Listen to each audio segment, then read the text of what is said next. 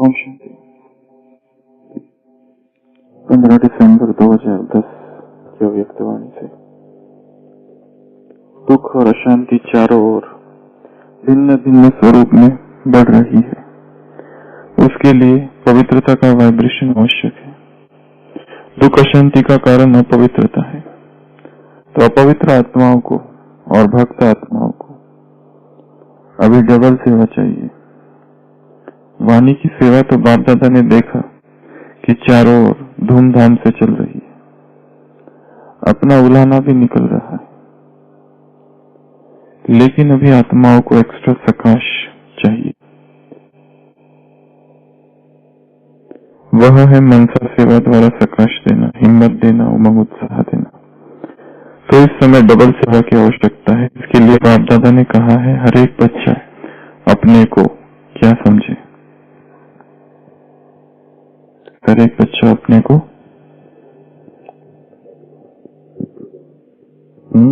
शक्तिशाली क्या समझे, सुखदाता समझे। और क्या समझे,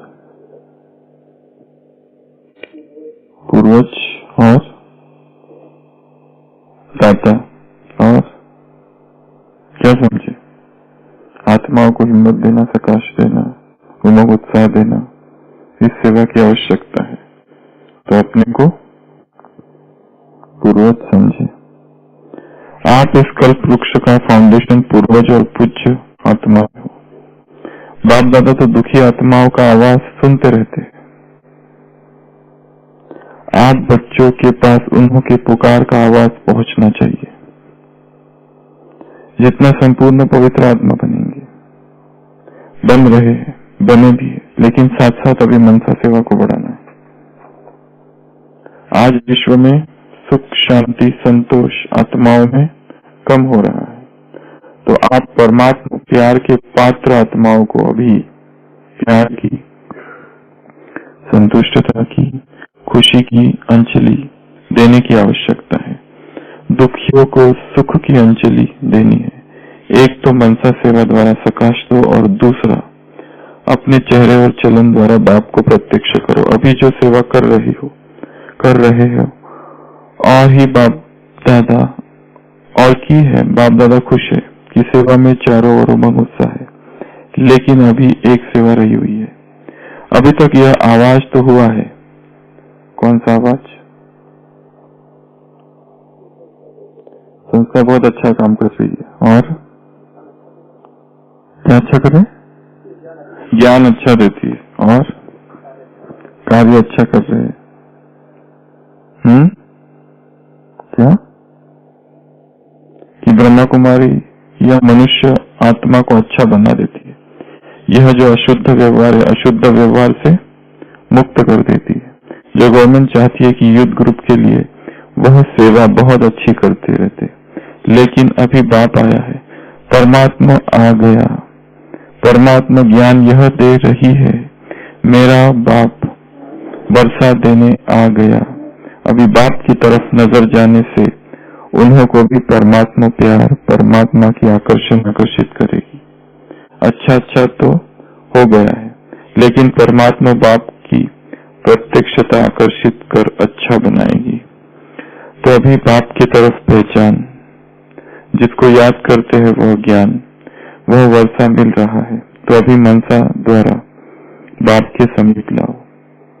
अपने चेहरे और चलन द्वारा अपने आपके नयनों में बाप प्रत्यक्ष हो। तो अभी यह आपस में प्लान बनाओ।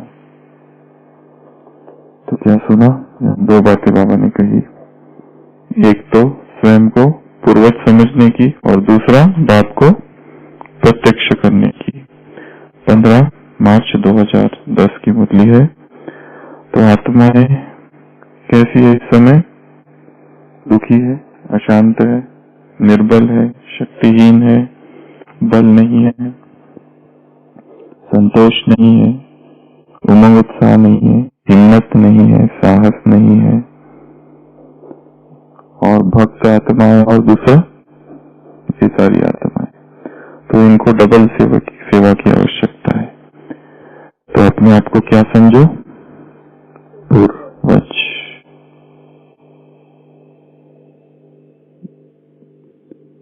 पूर्वज की क्या परिभाषा है? बाबा पूर्वज किसको कहते हैं? अच्छा, जो अनुभवी है वो उसको बाबा कहते हैं। चलो वो भी है, जो अनुभवी है वो पूर्वज है। और पूर्वज कौन है? जो बड़े हैं, जो पालना करने वाले हैं। और पूर्वज कौन है? मैच्योर्ड है, जिनमें परिपक्वता है, स्पिरिचुअल मैच्योरिटी, जिनमें आध्यात्मिक परिपक्वता है। स्पिरिचुअल मैच्योरिटी ये जो है चीज, ये एक बहुत अच्छा शब्द है। स्पिरिचुअल मैच्योरिटी, ज्ञान में कितने दिनों से है, कितना योग किया, कितनी क्लासेस की कराई, ये एक तरफ। दूसरा है मैच्योरिटी। मैच्योरिटी कितनी है अध्यात्म में, अध्यात्म का सार जीवन में कितना झलक रहा है। और पूर्वज किसको कहेंगे? जिनमें रहम दिल का संस्कार है, रहम भाव है, वो पूर्वज है। और वसुधैव कुटुंबकम की जिसमें भावना है, सब मेरे हैं, सब हमारे हैं, सब एक ईश्वरीय परिवार है, ये भावना। और जो दाता है वह पूर्वज है। और बाबा पूर्वज किसको कहते हैं? माता पिता का संस्कार जिनमें है, पालना करने का संस्कार है, माता है वो जगत पिता और जगत माता का जिनमें संस्कार है। मैं जगत पिता हूँ और मैं जगत माता हूँ, तो आत्माओं की पालना करने का, सस्टेनेंस देने का जिनमें संस्कार है। और सबको उनकी कमी को पूरा अंदर संभाल लेना और दूसरों को आगे बढ़ाना, ये पूर्वज आत्मा है। और शब्दशः अर्थ, जो सबसे पहले इस धरती पर आए वो पूर्वज, जिनका आगमन बहुत पहले हुआ है। जैसे हमारे ग्रैंडफादर ग्रैंडमदर पहले आते हैं ना, फिर हम आते हैं। तो जो इस सृष्टि पर सबसे पहले आए, जिन्होंने सबसे पहले धर्म की स्थापना की, जिनके द्वारा सृष्टि का निर्माण हुआ है, सृष्टि की स्थापना हुई है, वो आत्माएं।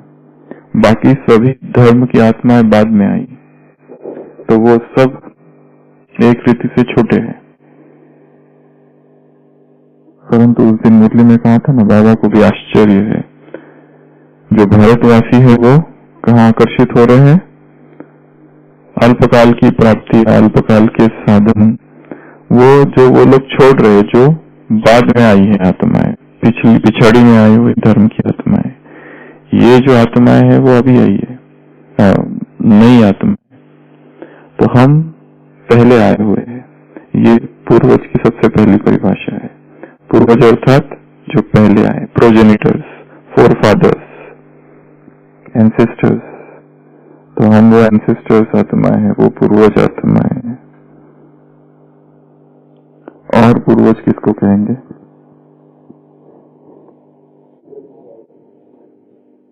नहीं, हम जो सभी पूर्वज आत्माएं हैं, उसकी क्या परिभाषा है? पूर्वज में क्या चीजें होती है? बड़ों में परिस्थितियों में घबराते नहीं है, अनुभव होता है उनके पास। छोटे छोटे घबरा जाते हैं, जिन्होंने चीजें देखी नहीं है, उन्होंने सब देखा हुआ होता है, इसके लिए वो बहुत स्टेबल रहते हैं, हलचल में नहीं आते चलते, जल्दी कोई चीज से उनको भयभीत नहीं होते, डरते नहीं है। तो अनुभव होता है उनके पास। और क्या होता है? आदत देते हैं, साहस देते हैं, पेशेंस देते हैं, पेशेंस में लाते हैं, मार्ग बताते हैं, गाइडेंस करते हैं। ये बहुत अच्छा पॉइंट है, दूसरों को गाइड करते हैं। क्यों गाइड कर सकते हैं? अनुभव, क्योंकि वो उससे गुजरे हुए हैं। वो कोई शायरी जैसा है ना, शब्द तो नहीं है, पर वो कहता है कि मैं तुम्हें मार्ग बताता हूँ या राह बताता हूँ, इसलिए नहीं कि मैं बहुत होशियार हूँ, क्योंकि ठोकरें मैंने तुमसे ज्यादा खाई या गलतियां मैंने तुमसे ज्यादा की है, इसलिए तो गलतियां मैंने तुमसे ज्यादा की है, इसलिए मैं तुमको समझा सकता हूँ। तो बड़े जो होते हैं वो बहुत अनुभवी, बहुत परिपक्व, बहुत स्टेबल, शांत रहते हैं, ज्यादा हलचल नहीं करते। संतुष्टता, धैर्यता ज्यादा होती है। संतुष्टता हो भी सकती है, नहीं भी हो सकती है बड़ों में। हाँ, आदर्श, हाँ, वो आइडियल होते हैं एक रीति से, उनको देखकर सीखते हैं छोटे। वो दूसरी बात है कि कभी कभी बड़े अपने आप को ज्यादा होशियार समझते हैं। वो सोचते हैं कि इनको क्या पता, जनरेशन गैप, ये आउटडेटेड है पूरा, इनके कॉन्सेप्ट ही आउटडेटेड है पूरे। काल भाई है। तो वो मार्क ट्वेन करके एक ऑथर है, उसने लिखा है, बहुत अच्छी बात लिखी है। वो लिखता है कि जब मैं 20 साल का था ना, तो मेरे पिता बिल्कुल मतलब समझता तो एकदम बुद्धू है, इनको कुछ भी समझ में नहीं आता है, जहाँ जो भी करता हूँ इनका जो भी है सब गलत। 20 साल का जब मैं था तो मेरे पिताजी को कुछ भी समझ में नहीं आता था। जब वो 20 साल का था तब उसके पिताजी बिल्कुल बुद्धू थे। वो लिखता है अभी 20 साल के बाद जब मैं 40 साल का हो गया हूँ, इन 20 साल में मेरे पिताजी ने कितनी उन्नति कर ली है, कितने होशियार हो गए, वो कितने मैच्योर हो गए। मैच्योर वो नहीं, ये हुआ है अब। वो तो थे ही। तो ऐसा लिखता है। तो बड़े जो होते हैं, maturity, stability, patience, emotional maturity होती है उनमें। छोटे होते हैं ना, फटाफट रोना धोना वो सब चालू करते थे। किसी ने कुछ कहा बस खड़े ही है, जैसे तैयार ही है रोने के लिए। सेंसिटिव माइंड होता है। अच्छे लड़ोल समा नहीं सकते। हाँ, दूसरा एक गुण होता है समाने का। 10 लोग आके 10 चीजें कहते हैं, अंदर ही अंदर समा लेते हैं। ऐसे नहीं उसने मुझे वो कहा, उसने मुझे ऐसा कहा, उसको पकड़ नहीं लेते कोई चीज को, और याद रखना उसको, और फिर दूसरों को बताना। ठीक है, कितनी सारी बातें होती रहती है दिन भर में, सब समा लेना। चाकू फेंको समुन्दर में, ऊपर से पता ही नहीं चलता है कि थोड़ी देर पहले चाकू किसी ने फेंका था। वो अंदर चला जाता है। तो पूर्वज अर्थात ये सारी गुण उनमें होने चाहिए। तो हम वो पूर्वज आत्माएं हैं इस सृष्टि की। फिर हम ये नहीं कह सकते कि हम तो उस देश में गए नहीं, हम पूरी सृष्टि के पूर्वज आत्मा है। ये विदेशी वहां से आए हैं, हमें तो पता ही नहीं, हम इनके भी पूर्वज है क्या?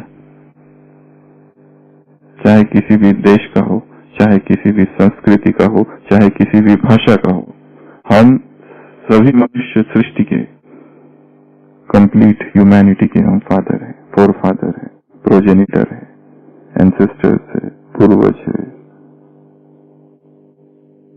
तो ये है पूर्वज की परिभाषा, डेफिनेशन। दूसरा है ड्यूटीज, हमारे कर्तव्य क्या है। फिर यहाँ तो कुछ बातें बोल दी है बाबा ने, क्या करना है उनको, दुख शांति को दूर करना है। कल्प वृक्ष का फाउंडेशन आप हो। दुखी बच्चों का आवाज बाबा सुनते रहते हैं, उन्हों की पुकार सुनते रहते हैं, और सब दुख शांति का कारण अपवित्रता है। तो आप क्या करो, संतोष कम है आत्माओं में, सुख शांति कम है, तो आप परमात्मा प्यार के पात्र आत्माओं को अभी प्यार की, संतुष्टता की, खुशी की अंजलि देने की आवश्यकता है। दुखियों को सुख की अंजलि देनी है। तो हमारे कर्तव्य क्या है? कई बार तो हमने इस प्रश्न का उत्तर निकाला है। पूर्वज आत्मा अर्थात क्या करना है उसे? पहले तो एक जॉइंट फैमिली है, उसमें बड़े हैं कोई, उनके क्या कर्तव्य है? इधर वाली पॉइंट में बताना, ज्ञान वाली। एक जॉइंट फैमिली है जिसमें 10 लोग रहते हैं, उसमें एक सबसे बूढ़ा फर्स्ट जनरेशन, फिर सेकंड, फिर थर्ड, फिर फोर्थ, ऐसे 4th जनरेशन एक घर में रहती है। 4 जनरेशन। तो क्या कहा? सबको जोड़ के रखना है। ये तो पॉइंट उसमें बोला ही नहीं पूर्वज की परिभाषा में। सबको एकजुट जोड़ के रखना, ये कितनी अच्छी पॉइंट है। सबको जोड़ के रखना और उसके विरोध में है सब में झगड़े लगाना। तुमको पता है तुम्हारे बारे में वो वैसा कह रहा था कल, तुमको पता ही नहीं, वो ऐसा ऐसा कहता है तुम्हारे बारे में। विस्तार से जानना हो तो उधर आ जाना बाद में डिपार्टमेंट में, अच्छे से बताएंगे क्या क्या कहा। तो सबको जोड़ के रखना एक कर्तव्य। और अच्छा, संस्कार मिलन की रास, सबको समझना और समझाना भी। कई बार उनको समझाना पड़ता है ना, अनुभव थोड़ी ना होता है उनके पास जीवन के, कुछ भी करते रहते हैं, तो उनको समझाना भी पड़ता है। और जिम्मेवारी कौन सी? उनको संतुष्ट और डिसीजन, हाँ डिसीजन मेकर्स, डिसीजन लेते हैं वो। कई सारे परिवार में उनसे पूछकर ही डिसीजन लिए जाते हैं। पहले बच्चे सब कुछ करते पर आदर इतना होता है कि फाइनल डिसीजन वो जो कहेंगे उनका, और वो सब मानते हैं। किससे करना?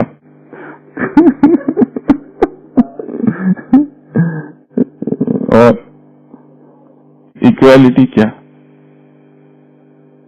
नहीं, समानता क्या? सबके प्रति समभाव, हाँ सबके प्रति समभाव, समदर्शी। वो फेवरेटिज्म नहीं होगा, वो पार्शियलिटी नहीं होगी, नेपोटिज्म जिसको कहते हैं वो वाला भाव नहीं होगा। और क्षमा करना, गलतियों को सुधारना, सिखाना, समझाना।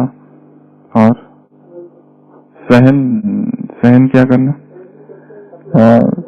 उनके साथ एडजस्ट होना पड़ता है, सहन करना पड़ता है, कभी कभी उनकी गालियां वो सब भी सुनना पड़ता है। हाँ? उनको माफ भी करना पड़ता है बहुत बार।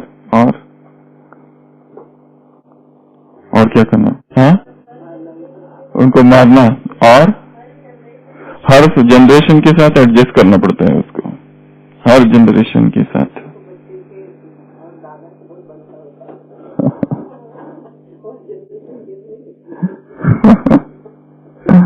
कई सारी फैमिलीज में दादा के संस्कार और बेटे के, वो पोते के संस्कार बहुत मिलते हैं। बीच के जो रहते हैं ना उनसे इतने नहीं मिलते माँ बाप से, पर पोते के संस्कार दादा के संस्कार से बहुत ज्यादा मिलते हैं। पोते को नाना नानी ज्यादा पसंद आते हैं, वो बीच के जो होते हैं ना माँ बाप वो इतने नहीं पसंद आते।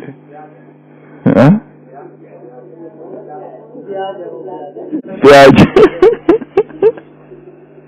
कैसे?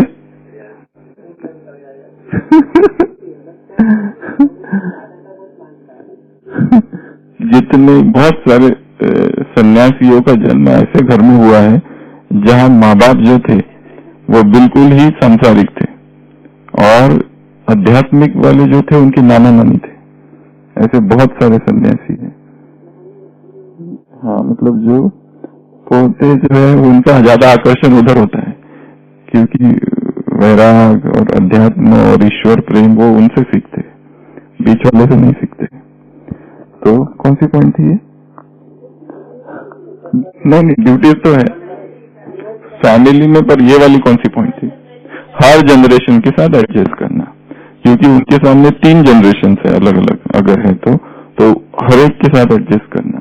और पूर्वज के कर्तव्य, अच्छा दूर दृष्टि होती है उनकी, तो वो सब आगे का भी सोचते हैं। और परिवार में बड़ों का कर्तव्य, हाँ विशाल बुद्धि, परिवार में बड़ों का कर्तव्य, बोल दिया, समाजशील इधर हो गया। हाँ, अपने कर्मों से सिखाते हैं, और स्ट्रिक्ट भी होना पड़ता है उनको थोड़ा सा। जिससे वैसे विश्वास पैदा करना, ये कर्तव्य है, विश्वास पैदा करना, उनको बचपन से ही अध्यात्म की ओर ले चलना सबको, जीवन क्या है वो समझाना, भावना बिठाना, ये सारे बड़ों के कर्तव्य घर परिवार में। संस्कार निर्माण करना, संस्कार देना, ये सारे। और अच्छा, ये तो हो गया परिवार का। अभी बाबा यहाँ क्या कह रहे, तुम सब पूर्वज आत्माएं हो, पूज्य आत्माएं हो, संसार की आत्माएं दुखी है। अब हमें क्या करना है? प्रकाश देते रहो। और क्या करेंगे? हाँ, अपनी स्थिति को बनाओ। हम पूर्वज आत्माएं हैं, तो देवेंद्र भाई हमें क्या करना है? अभी जो पॉइंट संसार में बताए परिवार में, वो पॉइंट इधर लाओ। उनके साथ एडजस्ट होके चलना है, उनको समाना है। और हाँ, उसके दर्द को समझना, एम्पैथेटिक बनना है, एम्पैथी निर्माण करनी है, समानुभूति। एक है सिंपैथी, सहानुभूति, दूसरा है एम्पैथी, समानुभूति। उसको जो दर्द फील हो रहा है उसको फील करना। वो जो है ना, बैठ के जाने, क्या है वो कहावत है ना, बैठ के जाने पीड़ा, वैद क्या जाने किसकी पीड़ा, रोगी की पीड़ा, ऐसा कुछ एक कहावत है। तो वो फील करना, उसको क्या हो रहा है वो फील करना। और क्षमा करना। आत्माएं जो है, संसार की आत्माएं, क्योंकि अज्ञानी है, आत्मा का परिचय नहीं, परमात्मा का परिचय नहीं है, तो वो बहुत सारी चीजें करेगी, पर ये दो चीजें उनके पास नहीं है। ये संसार कैसा है उनको पता नहीं है, ड्रामा है, इसके लिए गलतियां वो करेगी। इसके लिए उनको कितनी बार क्षमा करना?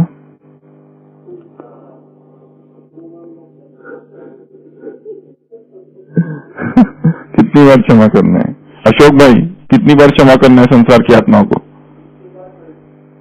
उनको सिखाना भी है, उनको समझाना भी है, उनकी पालना भी करनी है, गलतियां ठीक करनी है उनकी, और क्षमा भी करना है। और पूर्वज है तो पूर्वज आत्माओं के कर्तव्य, मुरली भी चली थी अभी ना कुछ मास पहले, पूर्वज आत्माओं के ऊपर लॉ और लॉ का बैलेंस सिखाना है। और क्या करना है? पूर्वज आत्माओं को मर्यादाओं का ज्ञान उन्हें देना है।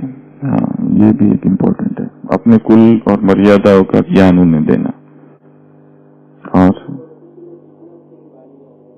स्थिति में टिकना, फिर वाणी में आना। और पूर्वज आत्माएं क्या करेगी?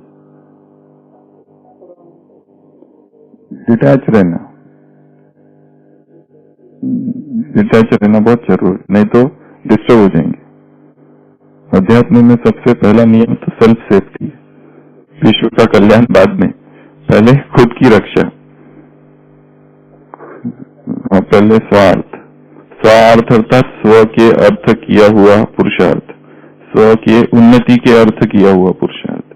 तो जैसे कहा था, स्वार्थ शब्द गलत हाथों में पड़ गया, इसके लिए स्वार्थी की बहुत निंदा होती है संसार में। तो स्वार्थ है बहुत ही आध्यात्मिक शब्द। स्वार्थ अर्थात स्व के लिए, स्व की आत्मा की उन्नति या मुक्ति के लिए किया हुआ पुरुषार्थ अर्थात स्वार्थ। तो यह स्मरण कि हमें इस संसार को बचाना है। कल की मुरली में था ना, जागो और जगाओ, जागो और जगाओ, जागरण। उसके लिए हमें सोना नहीं, हमें मूर्छित नहीं होना है, हमें निरंतर जागृत रहना है। जागरण अर्थात आत्माभिमान। जागरण की परिभाषा क्या है? आत्माभिमान, सोल कॉन्शियसनेस इज अवेकनिंग। जितना हम आत्माभिमानी है अर्थात हम अमूर्छित है, जागृत है, सारे चक्र खुले हुए हो। चक्रों की बात फिर से, नीचे के 3 नहीं, ऊपर के 4 में बुद्धि रमन होती है। स्वदर्शन तो है ही है, स्वदर्शन चक्र में ये सारे चक्र आ जाते हैं। वो स्वदर्शन चक्र घुमाओ तो ये सारे चक्र अपने आप खुल जाते हैं। नहीं तो व्यक्ति की ज्यादा से ज्यादा मनुष्य जाति नीचे के 3 चक्रों में ही है। सबसे नीचे वाला मूलाधार, खाऊं खाऊं बस वही है, भोजन भोजन भोजन, फूड का चक्र है वो नीचे वाला सबसे मूलाधार, जिसमें बस बुद्धि खाने में ही लगी रहती है, उससे ऊपर उठती नहीं है। जैसे वो इस सृष्टि में सबसे एक प्राणी है जिसे अमीबा कहते हैं, वो उसका कोई एग्जिस्टेंस नहीं है, वो ऐसे बस डिवाइड होता है और एब्जॉर्ब करता है, बस उसका डिवीजन होते रहता है। वो अमीबा लाइक एग्जिस्टेंस अर्थात मूलाधार पर जीवन। उससे थोड़ा ऊपर जो स्वादिष्टान, वो फिर पावर, डोमिनेशन, दूसरों के ऊपर डोमिनेट करना, उसमें पॉलिटिशियंस और वो सब आते हैं, मतलब हुकूमत करना किसी के ऊपर, अधिकार, डिजायर, इच्छा, ये सब थोड़ा ऊपर है। एक तो भोजन का तल है सबसे नीचे वाला मूलाधार, उसके थोड़ा ऊपर हो जाओ तो पावर, सत्ता, पोजीशन, ये थोड़ा उससे ऊपर है। बस ये इतना ही रहता है, जीवन यही घूमते रहता है। उसके थोड़ा ऊपर का तल मणिपुर चक्र, वो काम वासना का चक्र है, वो नीचे के 2 से तो ऊपर है, नीचे के 2 से वो ऊपर है, परंतु अध्यात्म में के लिए वो भी एक बाधा है, वो नीचे का ही है। ये नीचे के चक्र में लॉ ऑफ ग्रेविटी है।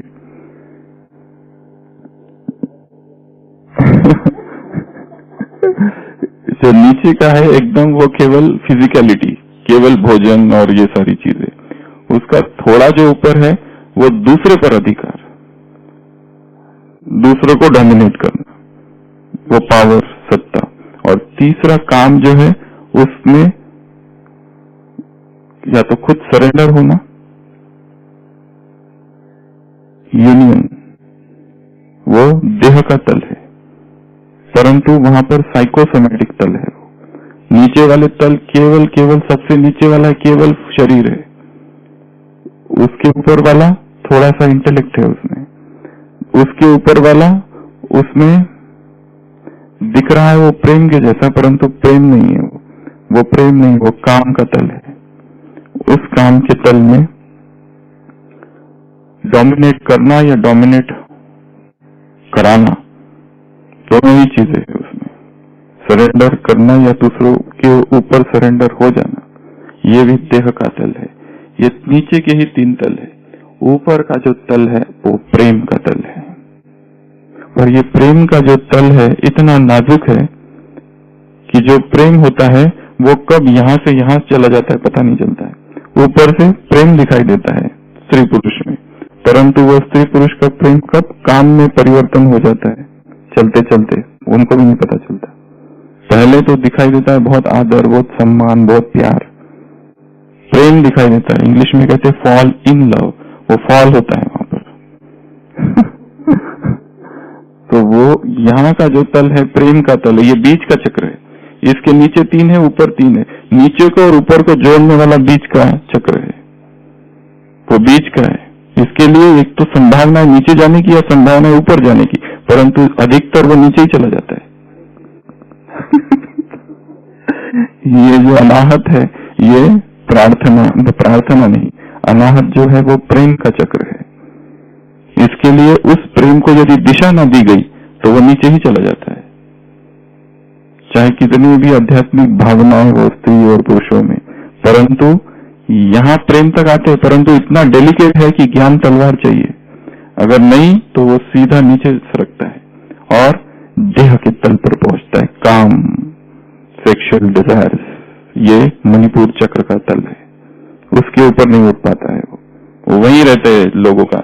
संसार को अगर देखो तो इन 3 ही में घूम रहे हैं बस, भोजन, सत्ता और काम, ये 3 ही तल है, वो नीचे के तल है तीनों, और वहीं घूमते रहते हैं गुल गुल गुल गुल गुल गुल। हाँ, भोजन वाले से सत्ता वाले थोड़ा जो होते हैं वो केवल भोजन की चिंता नहीं करते इतना, उनको तो सत्ता चाहिए, ये फिर भी बहुत लोअर तल है। परंतु जो प्रेम वाले, प्रेम तो नहीं कहेंगे, काम वाले है, काम यह जो है देह का जो तल है, साइकोसोमैटिक है, वहां पर वो वाला उससे ऊपर है, और प्रेम का चक्र है वो उसके ऊपर है।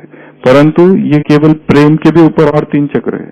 यहाँ विशुद्ध चक्र, आज्ञा चक्र और सहस्त्रार, ऊपर के 3 और नीचे के 3 को जोड़ने वाला बीच का, तो ये बीच का जो है वो नीचे भी जा सकता है। विशुद्ध चक्र जो है वो प्रार्थना का है या कम्युनिकेशन का है, या फिर बाह्य जगत और अंतर जगत को मिलाने वाला चक्र है, ये वाला विशुद्ध चक्र। इस तल पर रहने वाली आत्माएं प्रेम, और प्रेम से भी ऊपर उठने लगती है फिर धीरे धीरे। यहाँ का तल अध्यात्म के जगत में जैसे एंट्री हो रही है यहाँ से, इथर, अलग अलग कलर है एक एक चक्र के। और फिर यहाँ जब आता है ये आज्ञा चक्र है। यहाँ आज्ञा चक्र अर्थात एक तीसरी आंख,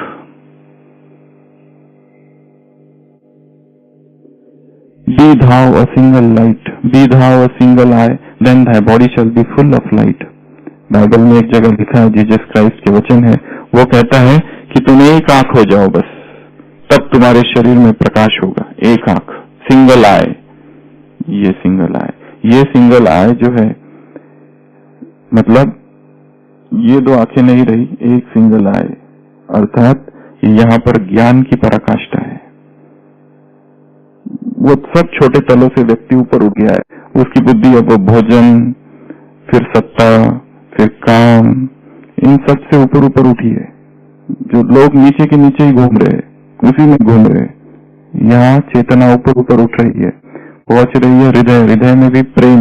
वो प्रेम भी अब नीचे नहीं सरकता, ऊपर ऊपर वो वैश्विक हुआ है, सार्वभौम, यूनिवर्सल, और ऊपर विशुद्ध, विशुद्ध अर्थात प्यूरिटी, पवित्रता, शुद्ध, वो विशुद्ध चक्र यहाँ पर। वहां पर कम्युनिकेशन अब संपूर्ण सृष्टि के साथ हो चुका है।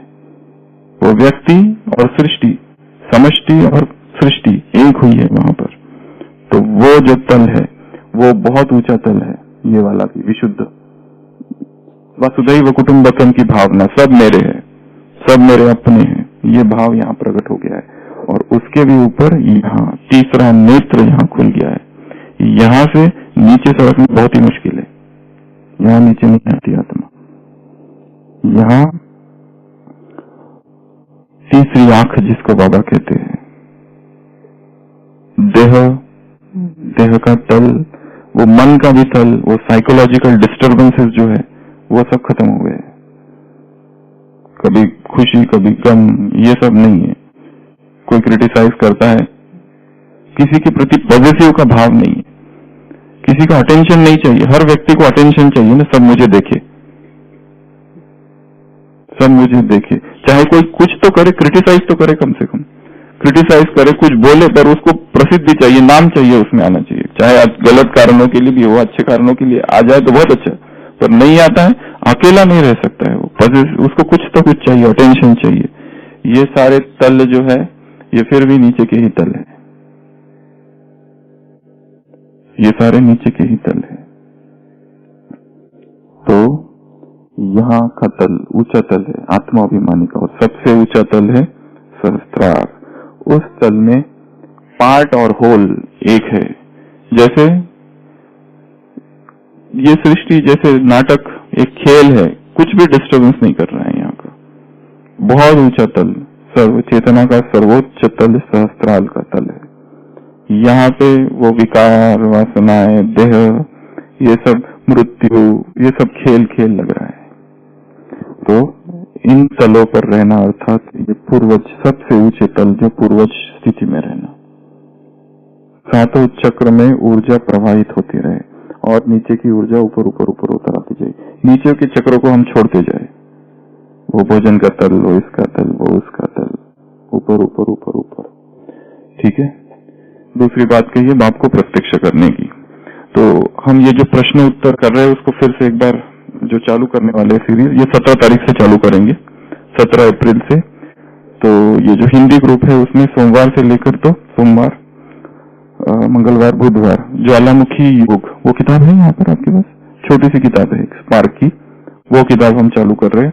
क्योंकि ज्ञान हमने बहुत सुना पड़ा, अभी थोड़ा सारी चर्चा योग पर करेंगे।